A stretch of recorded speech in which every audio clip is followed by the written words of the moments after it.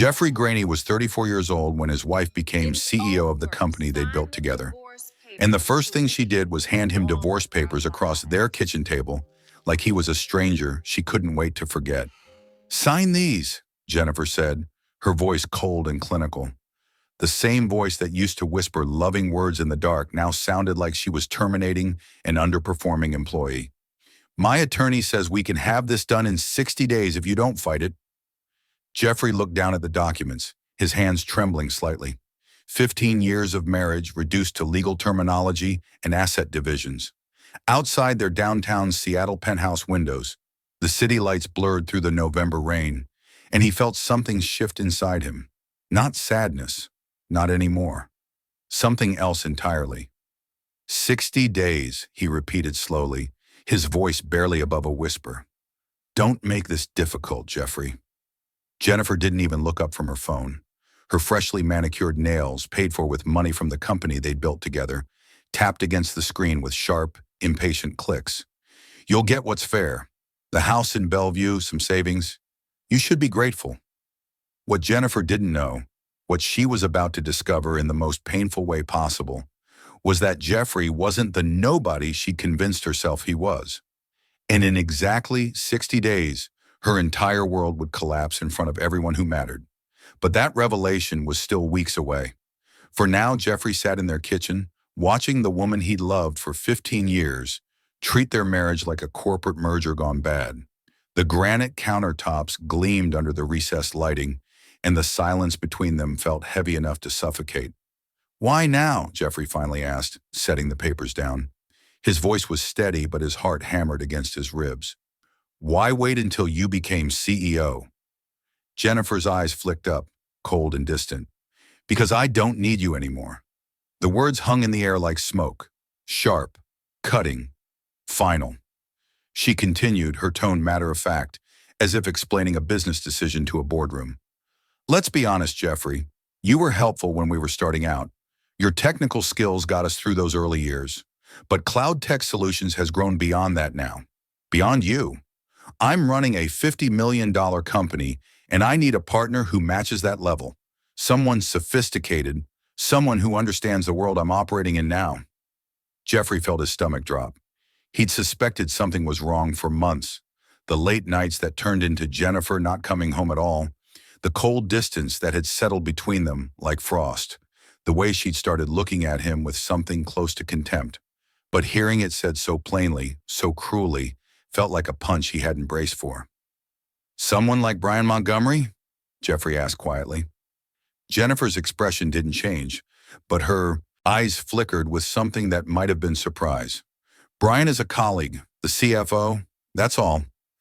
A colleague who's been sleeping in our guest house for the past 3 months while I've been traveling for those critical client meetings you kept sending me on?" Now Jennifer's mask cracked, just slightly. Her jaw tightened. "Don't be dramatic. And don't pretend you didn't know this was coming. We've been strangers for over a year." She stood up, smoothing down her designer suit. Armani, Jeffrey noted, purchased during her last trip to New York, a trip she'd taken alone. "Sign the papers, Jeffrey. Move on. Find someone at your level. This is better for both of us." At his level. The phrase stung more than Jeffrey wanted to admit. Like this video and subscribe now. There are new stories every time for you to watch and enjoy. Here's a hint. There's a twist coming that changes everything. Drop your theory in the comments. Let's see if anyone can figure it out before it happens. Jeffrey watched Jennifer walk out of the kitchen, her heels clicking against the hardwood floor with sharp, dismissive finality. The sound echoed through the penthouse until the bedroom door closed behind her. And then there was only silence. He looked back down at the divorce papers. The settlement terms were outlined in cold, precise legal language. Jennifer would keep Cloud Tech Solutions, the company they'd founded together in their cramped studio apartment 12 years ago. The company Jeffrey had coded the entire original platform for, working 18-hour days while Jennifer handled sales and business development. The company that now employed 200 people and generated enough revenue to make them both wealthy. Jennifer would keep the company. Jeffrey would get the house in Bellevue, worth maybe $800,000, and a settlement of $2 million. On paper, it seemed generous. In reality, it was less than 15% of what Cloud Tech was worth. less than a fraction of what Jeffrey had helped build. But that wasn't what made Jeffrey's hands shake as he read through the paperwork. What made his pulse quicken was a clause buried in Section 12, subsection 4, a non-compete agreement that would prevent Jeffrey from working in the cloud computing industry for 5 years. Jennifer's attorney had crafted it carefully, using language that seemed reasonable on the surface, but would effectively destroy Jeffrey's career. She wasn't just leaving him, she was making sure he couldn't rebuild. Jeffrey set the papers down and walked to the window. Seattle stretched out below him, a maze of lights and rain-slicked streets. Somewhere down there, people were living normal lives, coming home to partners who loved them, building futures together instead of tearing them apart. His phone buzzed. A text message from his sister, Claire. "How did it go? Did you tell her?" Jeffrey stared at the message for a long moment, then typed back, "Not yet, soon." What Jennifer didn't know, what nobody except Claire and Jeffrey's attorney knew, was that Jeffrey wasn't just the technical co-founder of Cloud Tech Solutions. He was the majority shareholder. When they'd incorporated the company 11 years ago, Jeffrey had put up 80% of the initial capital, money from an inheritance after his father passed away. Jennifer had contributed 20% from her savings. The ownership split had been 75 to 25 in Jeffrey's favor. Simple math, fair division based on investment and risk. But 3 years ago, when Cloud Tech was starting to scale rapidly, Jennifer had convinced Jeffrey to restructure. She'd argued that having a clear CEO with majority control would make investors more confident. She'd shown him projections, introduced him to advisors who backed her claims, and slowly, systematically convinced him that for the good of the company, they needed to simplify the ownership structure. Jeffrey had trusted her, had loved her, had signed the paperwork she'd put in front of him without reading every detail. Or at least, that's what Jennifer thought. What Jeffrey had actually done was hire his own attorney, quietly, discreetly, who'd reviewed every document before Jeffrey signed anything. And what that attorney had discovered was fascinating. The restructuring Jennifer had proposed would have transferred majority control to her. Yes, but it also included clauses that were potentially illegal, buried in the fine print where she'd assumed Jeffrey wouldn't look. Jeffrey hadn't signed those documents. Instead, he'd signed modified versions that his attorney had prepared, keeping his majority stake while appearing to go along with Jennifer's plan. The paperwork had looked identical on the surface, same format, same general terms. But the key clauses, the ones that mattered, had been changed. Jennifer had never noticed. She'd been too confident, too sure of Jeffrey's blind trust, too convinced that the quiet, introverted tech guy she'd married would never think to protect himself. For 3 years, Jennifer had been running Cloud Tech Solutions, believing she owned 51% of the company. In reality, Jeffrey still owned 57%. He was the majority shareholder. He had voting control, and he'd been quietly documenting everything. Every decision Jennifer had made without proper board approval. Every expense she'd charged to the company that was actually personal. Every corner she'd cut that violated their corporate bylaws. Jeffrey had it all, organized in encrypted files that Jennifer didn't even know existed. And now she wanted a divorce. Jeffrey's phone buzzed again. Another text from Claire. "Remember what Dad always said? Don't get mad, get smart." Jeffrey smiled slightly, though it didn't reach his eyes. His father had been a corporate attorney for 35 years before he passed. He taught Jeffrey early on that the most powerful weapon in any negotiation wasn't anger or force. It was information, preparation, patience. "Let them think they've won," his father used to say. "Then show them the cards they didn't know you were holding." Jeffrey had been holding his cards for 3 years. Now it was almost time to play them. But not yet. Not until the moment was perfect. He looked back at the divorce papers on the table. Jennifer wanted 60 days? Fine. He'd give her 60 days. He'd sign the papers, play the role of the defeated husband, accepting his fate. He'd let her and Brian Montgomery celebrate their victory. Let them make plans for the future they thought they were building together. And then, on day 61, he'd destroy everything they'd built on lies. The next morning, Jeffrey found Jennifer in the home office, already on her 3rd conference call of the day. She barely glanced up when he entered, just held up one finger in that universal gesture that meant, "Wait, I'm busy." Jeffrey waited. He'd gotten good at waiting. When Jennifer finally ended the call, she spun her chair to face him, her expression impatient. What is it? I have back-to-back meetings all day. I'll sign the papers, Jeffrey said simply. Jennifer's eyebrows raised slightly. Just like that? Just like that. Jeffrey kept his voice neutral, defeated even. You're right. We've been over for a while. No point dragging this out. Something flickered across Jennifer's face. Relief, Jeffrey thought. Maybe disappointment that he wasn't going to fight. Maybe both. People were complicated, even cruel ones. That's very mature of you, Jennifer said, her tone softening just slightly. I know this isn't easy. I just have one request, Jeffrey continued. I'd like to stay involved with cloud tech until the divorce is final. Not in operations, he added quickly, seeing Jennifer's expression harden. Just as an advisor. It would look better for both of us if there wasn't a sudden, dramatic split. Industry people will talk. Jennifer considered this, her fingers drumming against the desk. Jeffrey could see her calculating angles, weighing appearances against convenience. Fine, she finally said. You can keep your advisor title and stock options until the divorce is finalized, but you're not making any decisions. You're not attending board meetings. You're essentially a figurehead. Understood, Jeffrey said. Thank you. Jennifer nodded, already turning back to her computer. The conversation was over. Jeffrey was dismissed. As he left the office, Jeffrey allowed himself a small smile. Jennifer had just agreed to let him remain officially connected to the company for 2 more months, which meant he had full legal standing to access all company records, attend any meeting he wanted, and exercise any rights that came with his position. She had no idea what she just handed him. That evening, Jeffrey had dinner with Claire at a small restaurant in Capitol Hill. His sister was 2 years younger, a corporate attorney, who'd inherited their father's sharp mind and sharper instincts. So she actually fell for it? Claire asked, cutting into her salmon. She thinks you're just going to roll over? She thinks I'm weak, Jeffrey said. She's thought that for years. Maybe she's always thought it. Claire's expression softened. Mark, you know that's not true. You built that company from nothing. The entire platform runs on code you wrote. And she built the business side. She's not wrong about that. Jeffrey took a sip of his wine, looking out the window at the rain. I was never the salesperson, never the networker. Jennifer has always been better at that world. Being good at selling doesn't give her the right to steal everything you built together. No, Jeffrey agreed. It doesn't. Claire leaned forward, lowering her voice even though the restaurant was nearly empty. Do you have everything you need? Jeffrey nodded. Financial records going back 3 years. Documentation of every decision she made without board approval.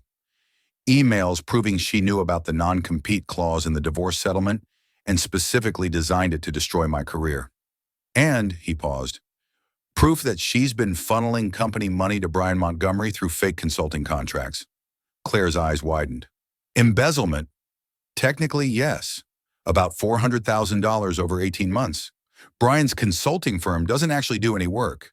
It's just a way for Jennifer to pay him using company funds. Jesus, Jeffrey, that's not just unethical. That's criminal. I know. Jeffrey's voice was quiet. I didn't want to believe it at first. Kept thinking maybe I was wrong. Maybe there was an explanation. But the evidence is clear. They sat in silence for a moment. Rain drummed against the windows, and somewhere in the kitchen, dishes clattered. What's your end game here? Claire finally asked. What do you actually want? Jeffrey had been asking himself that question for weeks. The truth was complicated. Part of him still loved Jennifer, or at least loved the woman she used to be. The woman who'd believed in their dream when they were working out of that tiny apartment, living on ramen and hope. The woman who'd stayed up with him during those endless coding sessions, bringing him coffee and telling him he was brilliant. But that woman was gone. Maybe she'd never really existed. Maybe Jeffrey had just seen what he wanted to see. I want cloud tech, Jeffrey said finally. I want full control of the company I built. I want Jennifer and Brian gone. And I want everyone who watched her treat me like I was worthless to know the truth.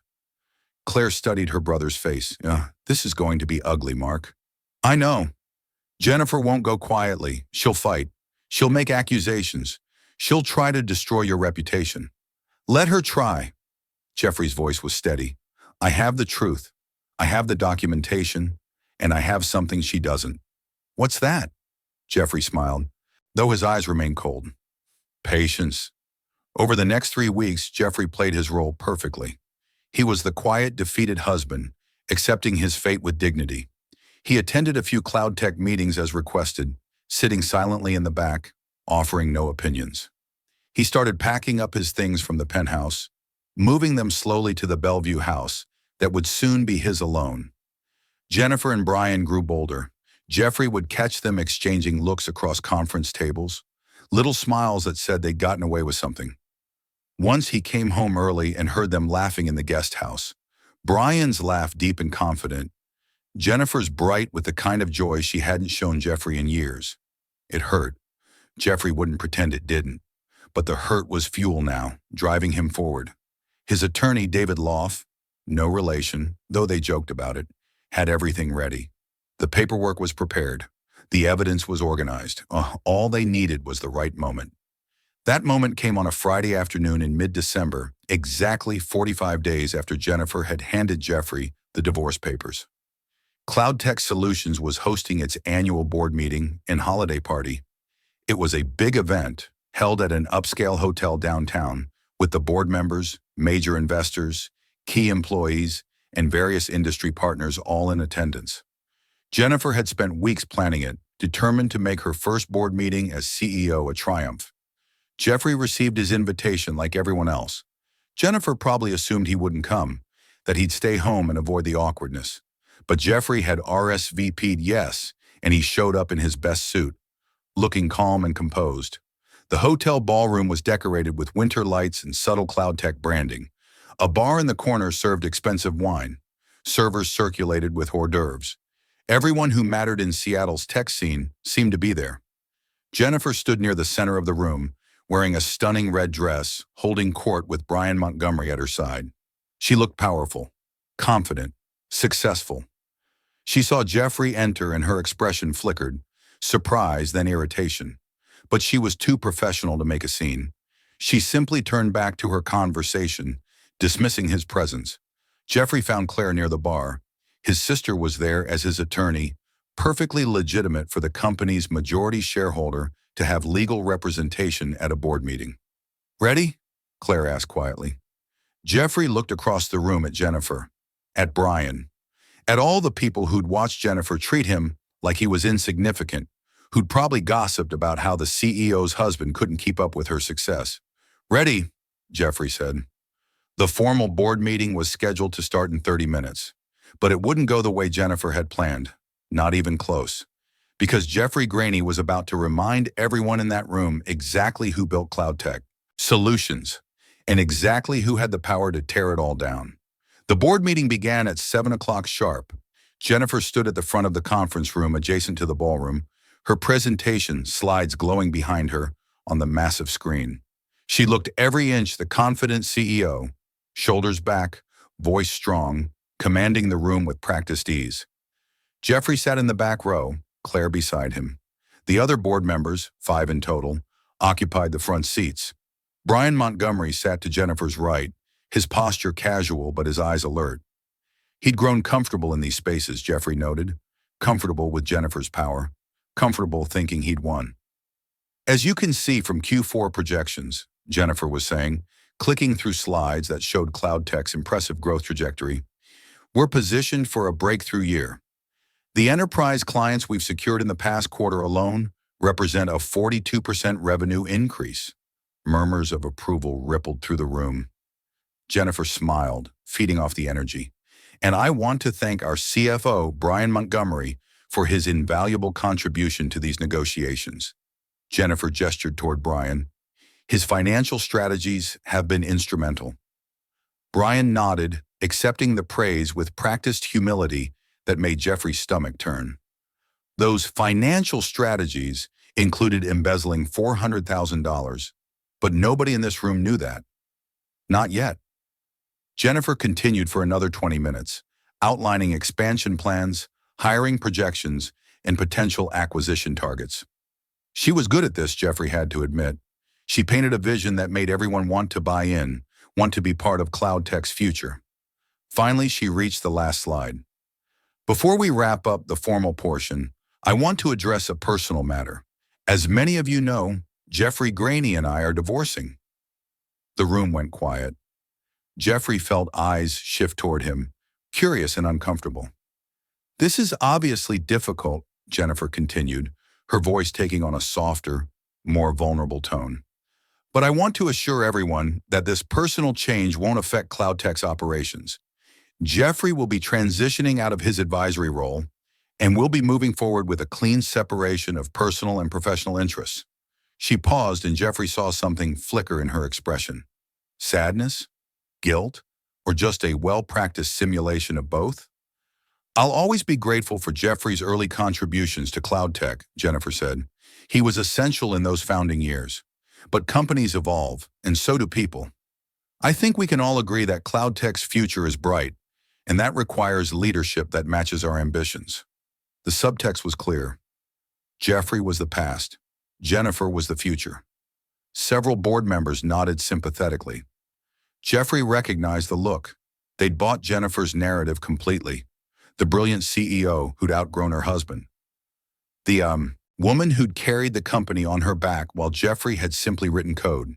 It was time to correct that story. Jeffrey stood up. The movement was sudden enough that conversation faltered. Jennifer's eyes snapped to him, surprised and annoyed. Jeffrey, she said, her voice carrying a warning. This isn't the appropriate time. Actually, Jennifer, it's the perfect time. Jeffrey's voice was calm, almost gentle. He looked around the room at the board members, at Brian Montgomery's suddenly tense expression, at Claire, who gave him a barely perceptible nod. Make sure you're subscribed to this channel if you have not, because the ending of this story will blow your mind. And drop a comment below telling me what you think Jeffrey should do next. I'd like to exercise my right as majority shareholder to call for an emergency vote, Jeffrey continued. The room went silent. Someone's pen dropped, the sound sharp in the sudden quiet. Jennifer's face went pale. What did you just say? My right as majority shareholder, Jeffrey repeated. He walked slowly toward the front of the room, his footsteps measured and deliberate. I own 57% of CloudTech Solutions. I have voting control, and I'm calling for an immediate vote of no confidence in the current CEO. That's not possible. Jennifer's voice had lost its confident smoothness. I own 51%. We restructured 3 years ago. I signed documents, Jeffrey agreed, but not the ones you think I did. He nodded to Claire, who stood and began distributing folders to each board member. The folders were thick, professionally bound, with CloudTech's logo on the front. What is this? One of the board members, Thomas Bradford, opened his folder. Documentation, Jeffrey said simply. The first section contains the actual ownership structure of CloudTech Solutions. You'll see that I've been the majority shareholder all along. The restructuring Jennifer believes happened never actually went through. My attorney reviewed and modified the final documents before I signed them. Jennifer signed what she thought was her version. I signed the corrected version. Both sets went to the state, but mine were filed first and properly notarized. Jennifer's hands were shaking. Jeffrey noticed the tremor and felt a strange mix of satisfaction and sadness. You're lying. This is some kind of fraud. It's not fraud to have your attorney review documents before you sign them, Claire interjected, her voice crisp and professional. It's called due diligence, something Jennifer apparently didn't do before assuming she'd successfully stolen majority control of her husband's company. Brian Montgomery stood up abruptly. This is ridiculous. Jennifer has been running this company for 3 years. Jeffrey has barely been involved. You can't just... Please see Section 2 of your folders, Jeffrey interrupted, his voice still infuriatingly calm. That's where things get interesting. Thomas Bradford was already flipping pages, his expression growing darker. These are expense reports, flagged expenses.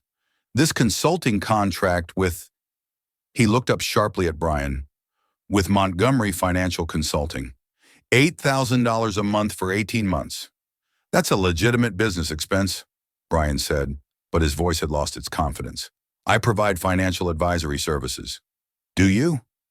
Jeffrey pulled out his phone, tapped a few times, and an image appeared on the presentation screen behind Jennifer, replacing her carefully crafted slides. Because according to state business records, Montgomery Financial Consulting was registered 3 days after you began work at Cloud Tech as CFO. It has no other clients. It provides no actual services. It exists solely as a vehicle for Jennifer to funnel company money to you. The room erupted. Board members were talking over each other, demanding explanations.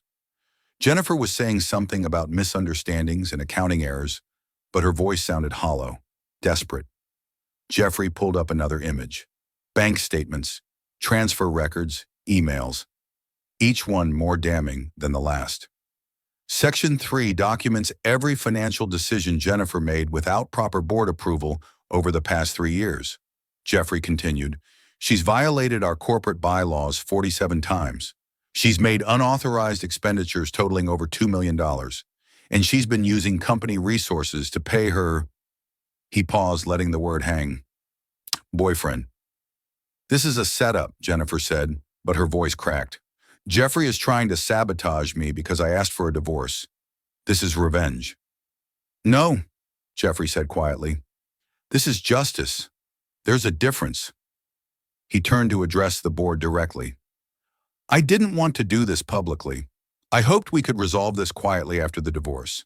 But Jennifer forced my hand. She included a non-compete clause in the divorce settlement that would prevent me from working in my own industry for 5 years.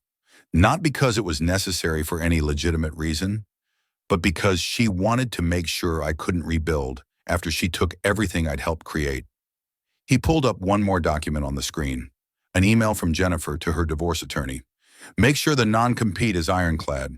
I don't want Jeffrey able to work anywhere in cloud computing. He needs to understand he can't compete at my level.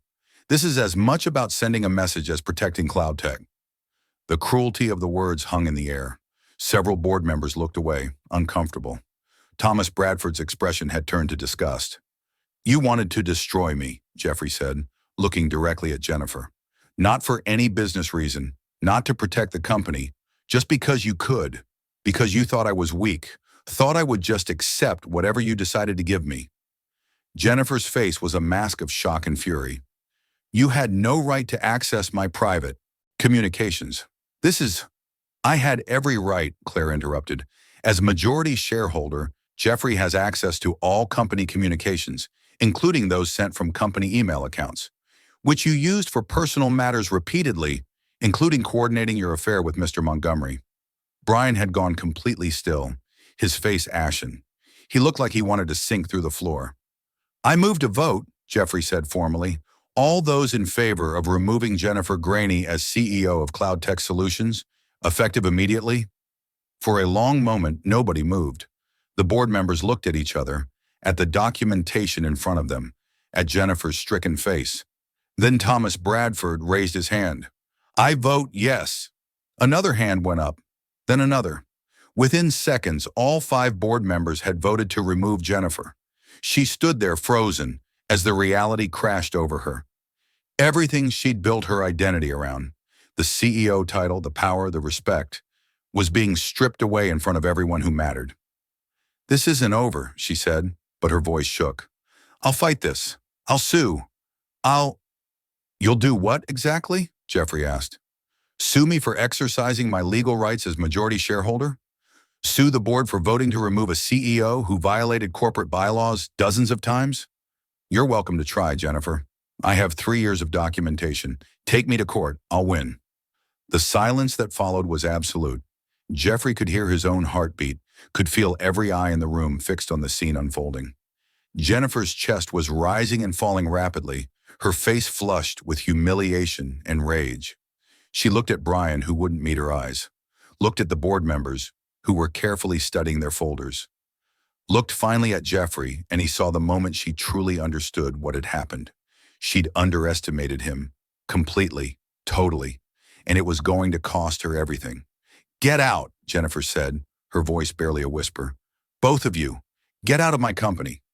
It's not your company, Jeffrey said gently. It never was. Jennifer grabbed her purse and walked toward the door, her heels clicking against the marble floor. The same sharp, dismissive sound Jeffrey had heard the night she'd handed him the divorce papers, but this time she was the one leaving in defeat.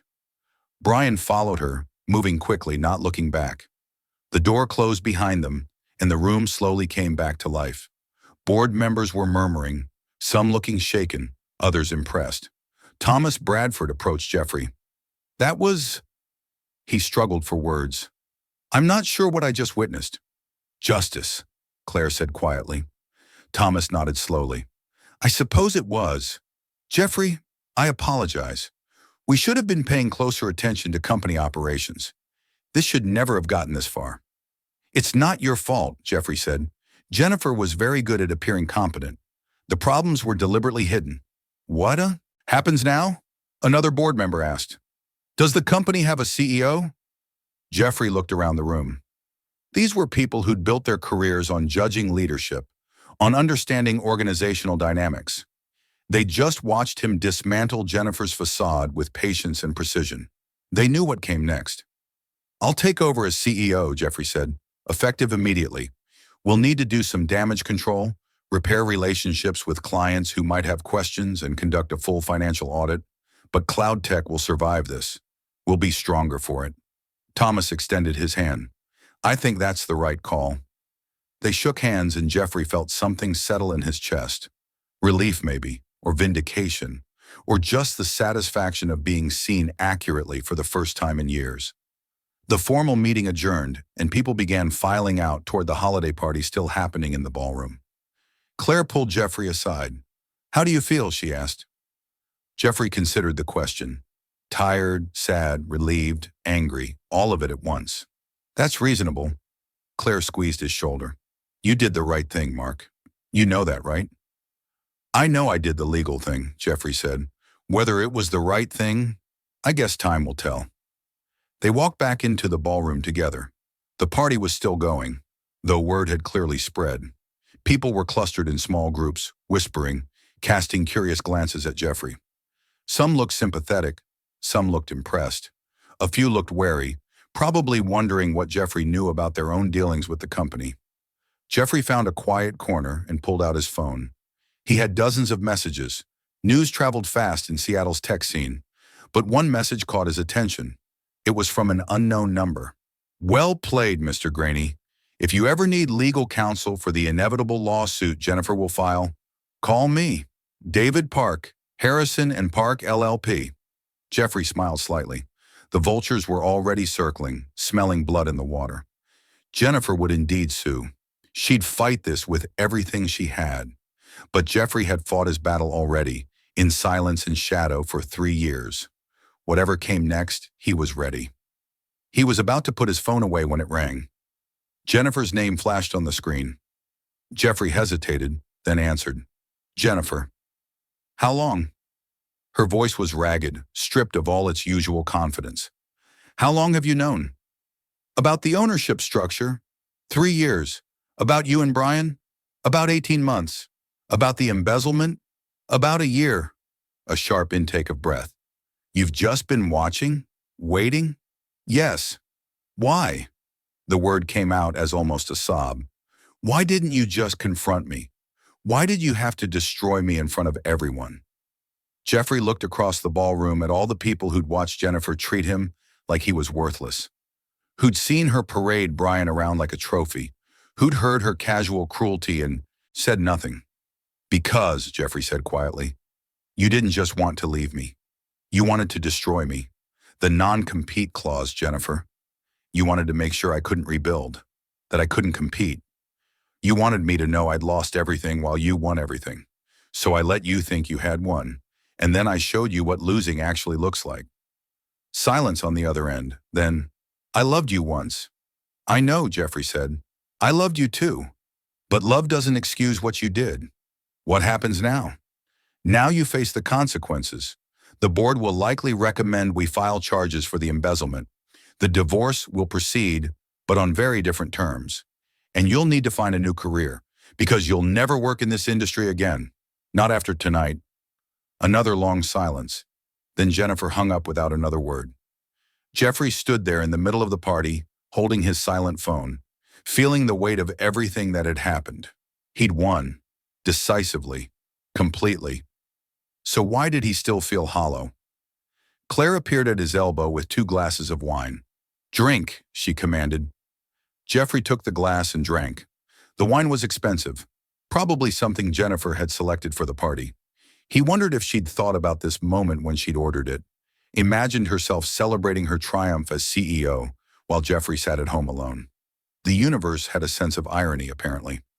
"Reporters are already calling," Claire said. "TechCrunch got wind of something happening. How do you want to handle the press?" Jeffrey thought about it. The old Jeffrey, the quiet, introverted Jeffrey who'd been happy coding in the background, would have hidden from the spotlight. Let someone else handle communications. But that Jeffrey had been taken advantage of, had been betrayed, had been assumed to be weak. The new Jeffrey knew better. "I'll give a statement tomorrow," he said. "Factual, professional, will control the narrative." Claire nodded approvingly. "I'll help you draft it." They stood together, watching the party continue around them. People were starting to approach Jeffrey now, cautiously at first, then with increasing boldness. Investors who wanted to assure him of their continued support. Employees who wanted to congratulate him. Even a few people who'd ignored him for years suddenly finding him fascinating. Jeffrey handled each conversation with the same calm professionalism he'd shown in the board meeting.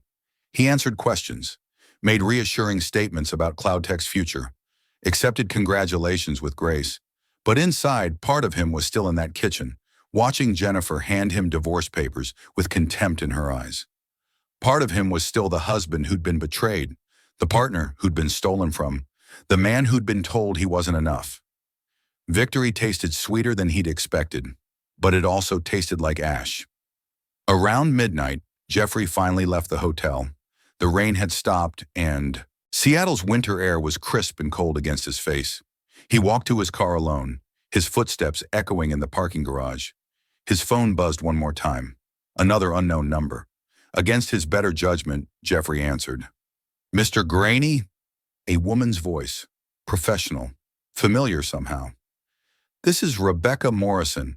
I work at the Seattle Times business section. I was hoping—" "No comment," Jeffrey said automatically. "I understand. But Mr. Graney, I've been following CloudTech's growth for years.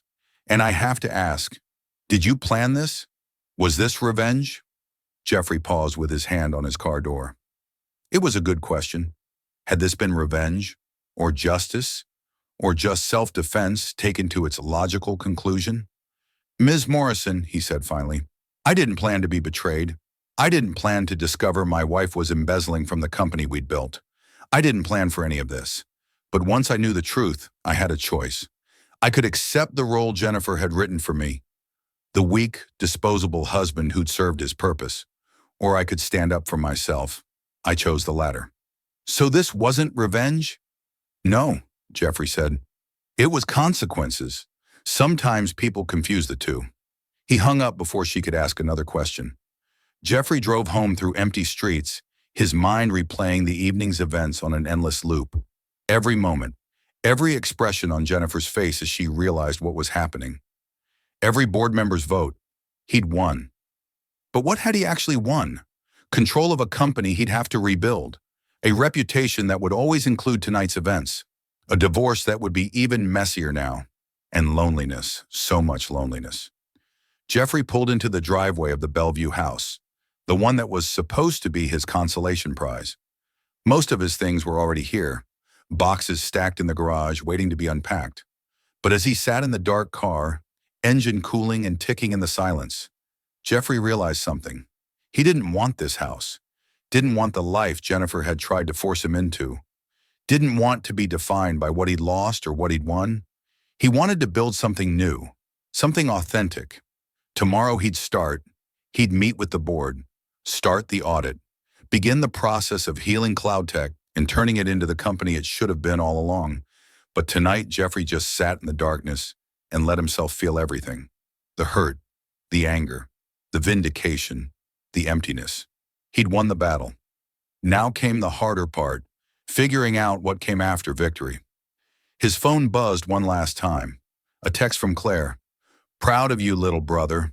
Dad would be too." Jeffrey smiled, though tears stung his eyes.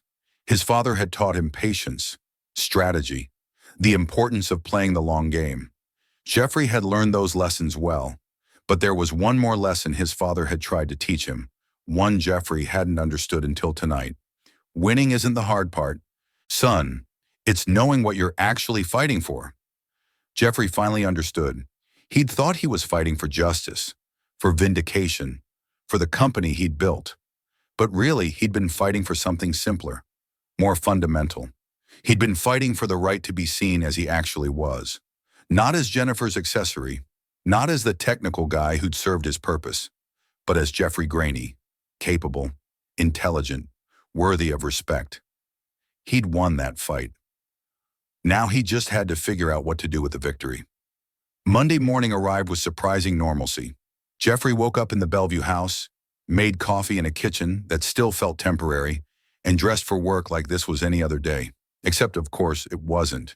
He was now the acting CEO of CloudTech Solutions, and he had a company to save. The drive to the downtown Seattle office took 30 minutes through traffic. Jeffrey used the time to mentally prepare, going through the list of immediate tasks. Financial audit, staff meeting, damage control with clients, communication with investors. The list went on. When he pulled into the parking garage, Jeffrey noticed something unusual. The reserved space marked CEO was empty. Jennifer's silver Tesla wasn't there. For 3 years, that car had been a constant presence, a symbol of her dominance in the space they'd shared. Now it was just an empty parking spot. Jeffrey parked in the visitor section. He changed the signage later and took the elevator to the 8th floor. The CloudTech offices occupied the entire level, all glass walls and open workspaces designed to foster collaboration. Jennifer had spent a fortune redesigning the space last year. It was beautiful, modern, and it suddenly felt very empty. The receptionist, a young woman named Stephanie, looked up as Jeffrey entered.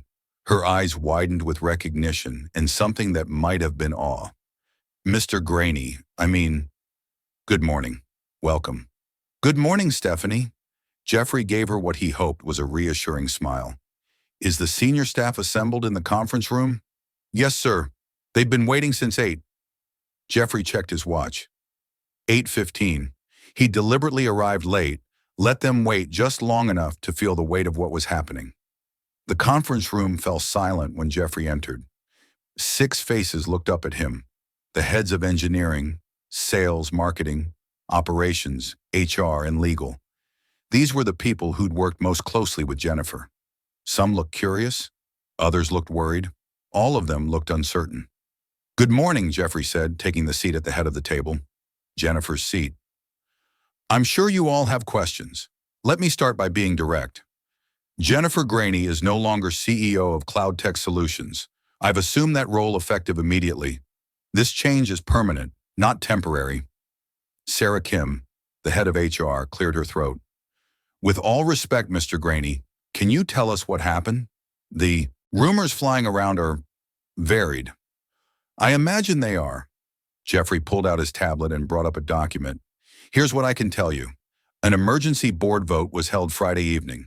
The vote was unanimous to remove Jennifer as CEO due to multiple violations of corporate policy and fiduciary duty. I won't go into specifics right now, but everything was done according to our bylaws and with full legal authority. If you're enjoying this story, hit that like button and let me know in the comments what you would have done in Jeffrey's situation. David Singh, the engineering lead, leaned forward. Is the company in trouble? Should we be worried about layoffs?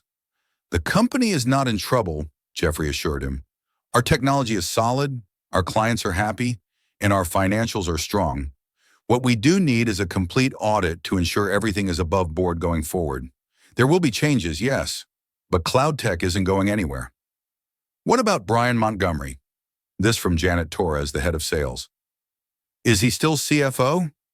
Mr. Montgomery resigned Friday evening, Jeffrey said, his voice neutral. We'll be conducting a search for a new CFO. In the interim, our accounting firm will help manage financial operations. More questions followed, each one probing at different aspects of the situation. Jeffrey answered what he could, deflected what he couldn't, and generally tried to project calm confidence. These people needed to believe CloudTech had a future. and Jeffrey needed to be the one to convince them. The meeting lasted an hour. By the end, the senior staff looked somewhat reassured, though still uncertain about what the transition would mean for their departments. As everyone filed out, Janet Torres hung back.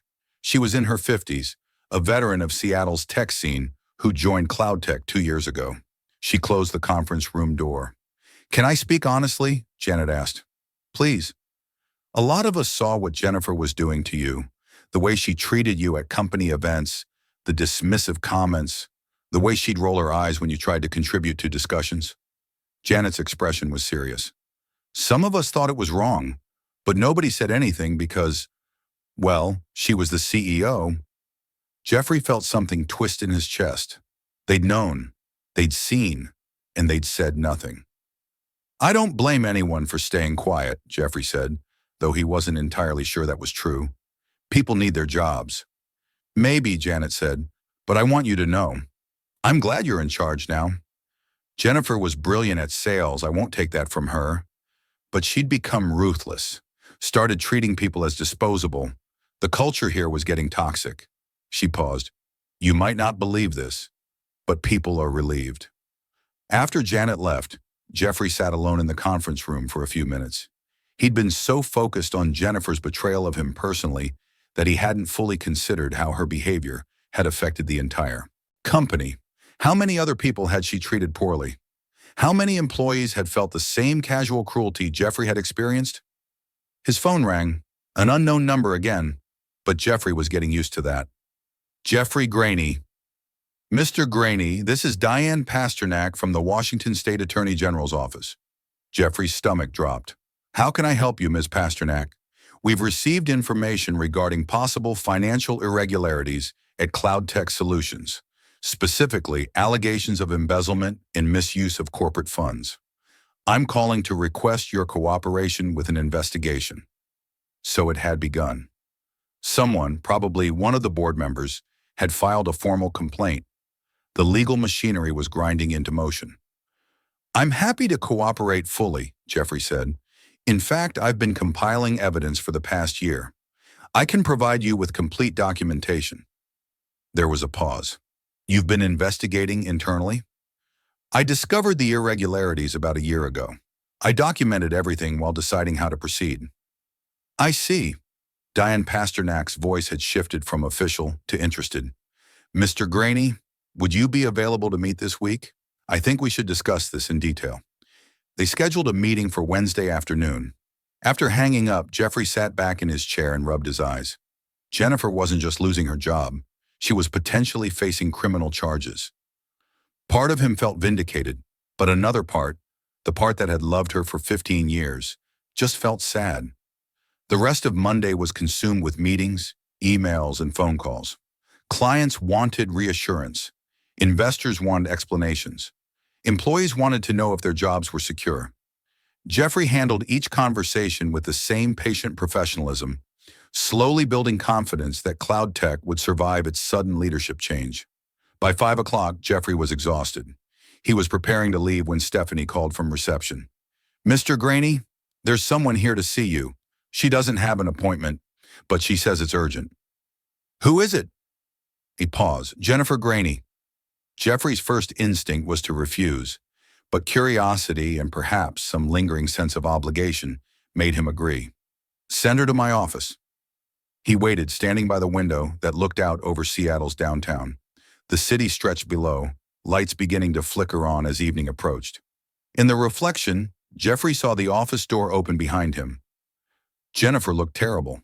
Her hair was pulled back in a messy ponytail, her face bare of makeup, her eyes red-rimmed and swollen. She wore jeans and a simple sweater, clothing Jeffrey recognized from years ago, before the designer suits and expensive accessories. She looked, Jeffrey realized, like the woman he'd married. Young and vulnerable and human. "Thank you for seeing me," Jennifer said quietly. Her voice was hoarse, like she'd been crying. "You said it was urgent." "I've been getting calls from attorneys, the Attorney General's office, the IRS. Jeffrey, they're saying I could face criminal charges, that I could go to prison." Jeffrey turned to face her fully. "Is that why you're here? To ask me to make this go away?" "Can you?" Hope flared in Jennifer's eyes, desperate and pathetic. No, Jeffrey said. I didn't file the complaints. The board did, or possibly one of the investors. I don't control what happens next. That's up to the legal system. Jennifer's face crumpled. She sank into one of the office chairs, her hands covering her face. My whole life is destroyed. My career, my reputation, everything. All because of one mistake. One mistake? Jeffrey's voice hardened. Jennifer, you embezzled $400,000. You violated corporate policy dozens of times. You put the entire company at risk. That's not one mistake. That's a pattern of behavior. I know, Jennifer whispered. I know. But Jeffrey, we built this company together. Doesn't that count for something? Can't you find it in yourself to help me? Jeffrey studied her. There was genuine remorse in her expression, real fear in her eyes. But there was also manipulation. The tears timed perfectly, the trembling voice, the appeal to their shared history. She'd always been good at selling. I'm not going to lie for you, Jeffrey said. I'm not going to hide evidence or downplay what happened. You made choices, Jennifer. Now you live with the consequences. Even if it means I go to prison? Even then.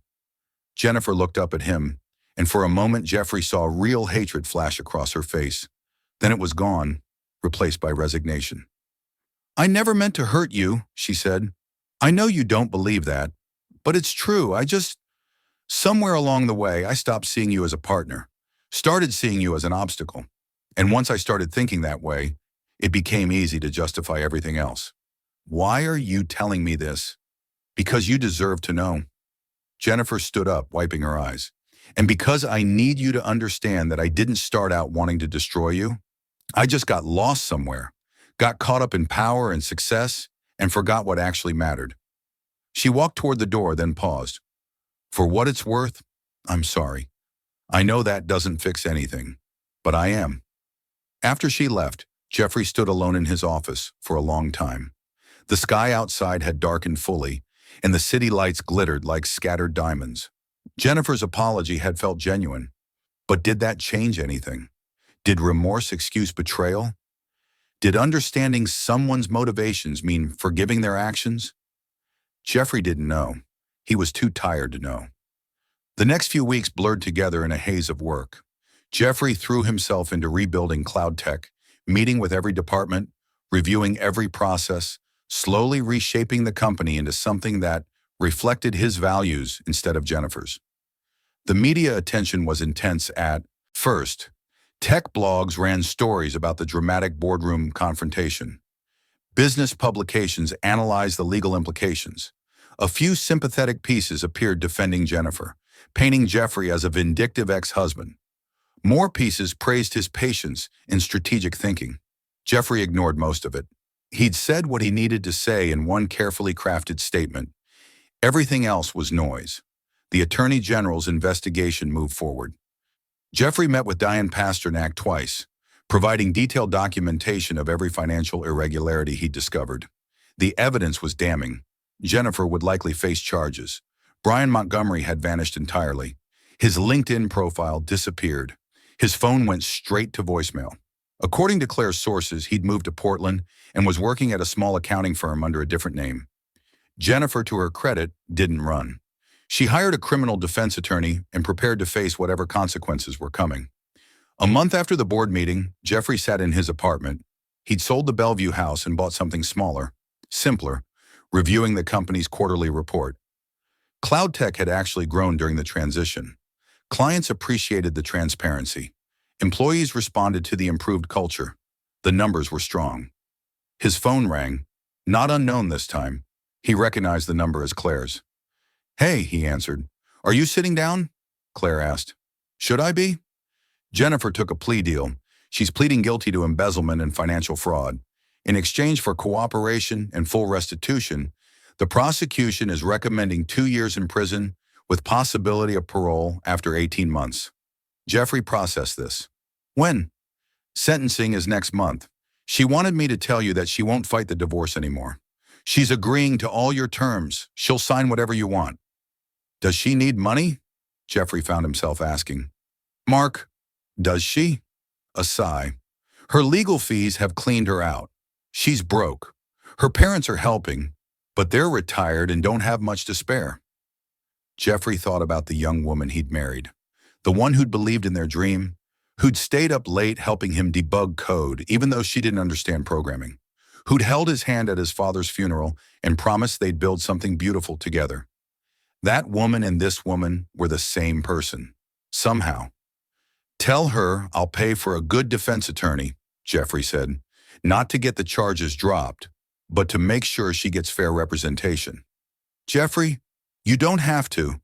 I know I don't have to, but she was right about one thing. We did build this together in the beginning, before everything went wrong. I can't forget that just because I'm angry." 3 weeks later, Jeffrey sat in a courthouse, watching Jennifer stand before a judge.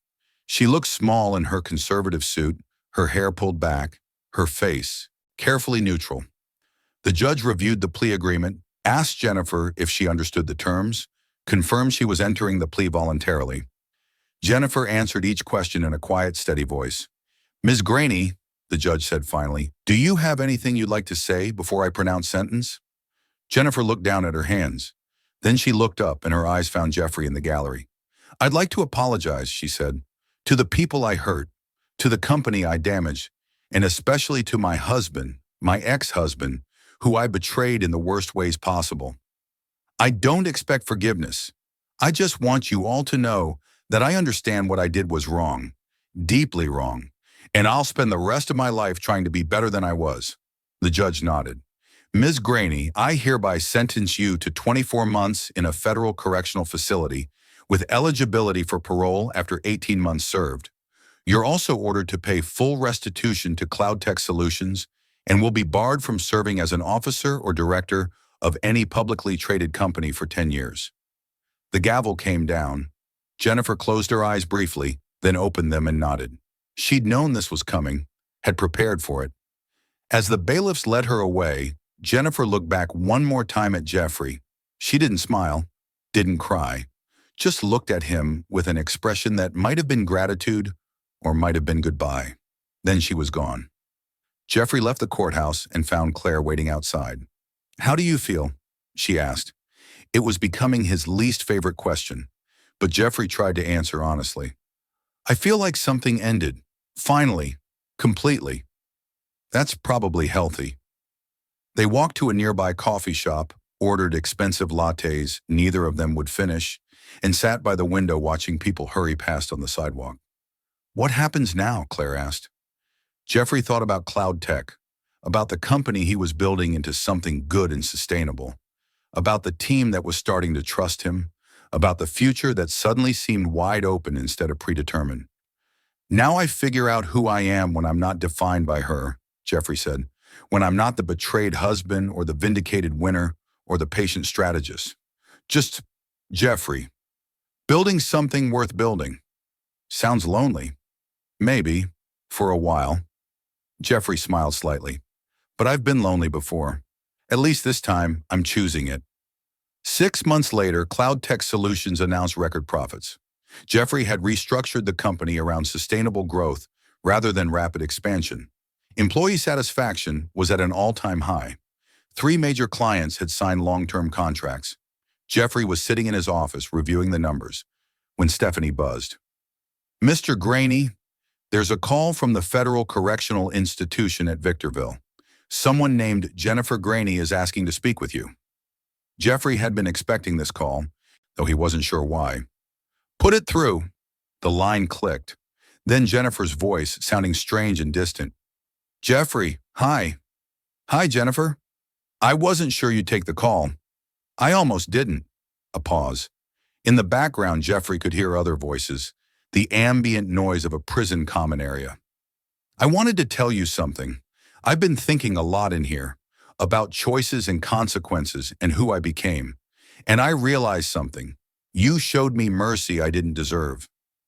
"What do you mean?" "The attorney you paid for.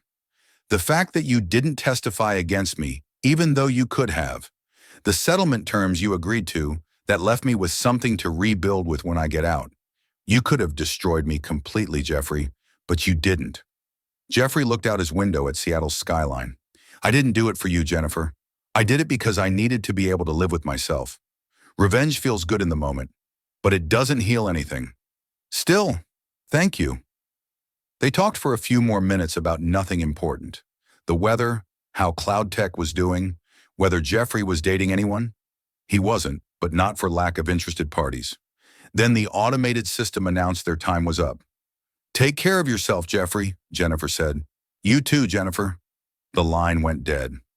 Jeffrey sat there for a while, thinking about the long, strange journey that had brought him here.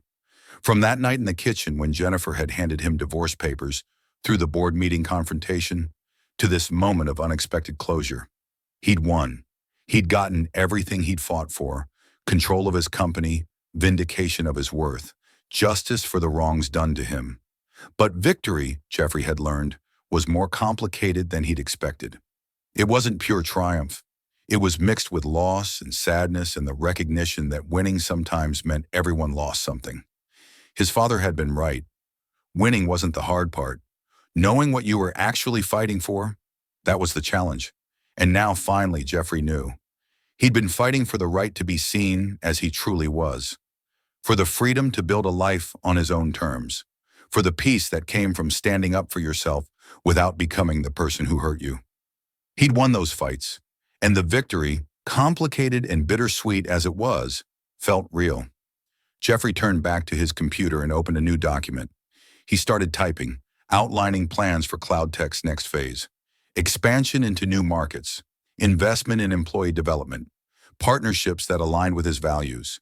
He was building something now, not just a company, but a legacy, not defined by Jennifer or what she'd done to him, but by his own choices, his own vision, his own understanding of what success actually meant.